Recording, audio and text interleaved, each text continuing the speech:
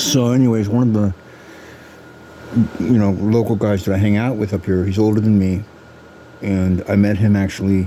There's like a hole in the wall, like snack shop or old snack shop, like a shack, like down the street on the corner where like the Rite Aid is and all that. And he owns it now, and he basically like restores stringed instruments, right?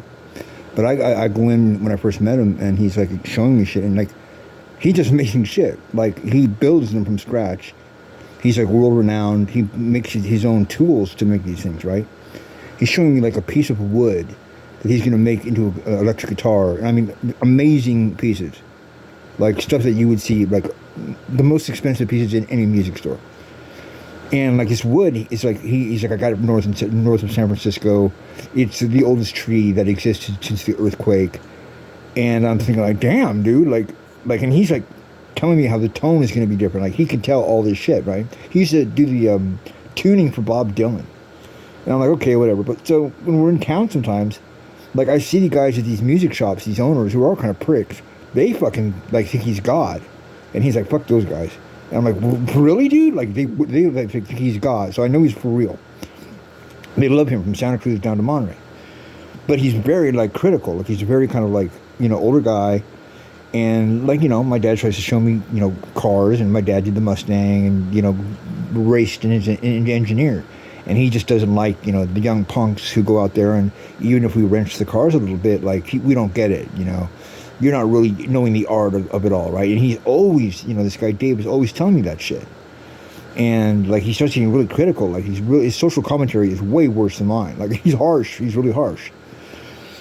And so I hadn't talked to him in a while, and I want to try to save this man from the bitterness he has towards younger kids, and he may kill them, And so I read an article about, like, they did a survey of, like, what do the younger generations think of instruments, and do they play instruments? And, like, is it even, considered a relevant topic with them?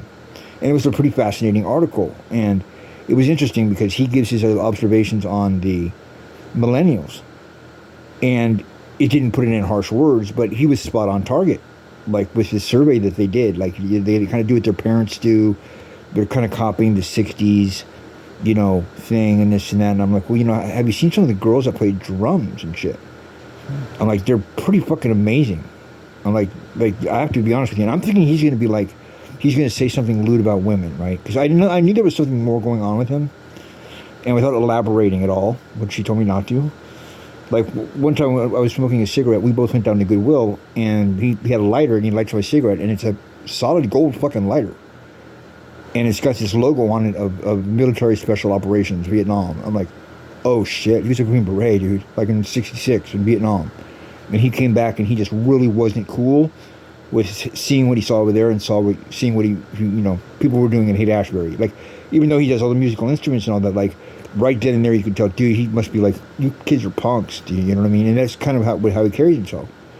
But he always shocks me because he doesn't really give a good read, and he tells me he does that. Like, that mindset is carried on in his life, where you think this guy is like scary and all that, but he's like the Boo Radley. Like, he feeds the squirrels and makes sure like the animals have water in a dish. But when you're driving with him, you're thinking like, wow, this guy's he hates everybody. I'm like, I'm the youngest guy, he must know. And I said, and I was being honest, I said, but I've had some interaction with some of these, like, I go, not millennials, I call them 9/11 kids, right? The kids born after 2000. I go, maybe even older than that, meaning that, well, they're like just coming out of high school now.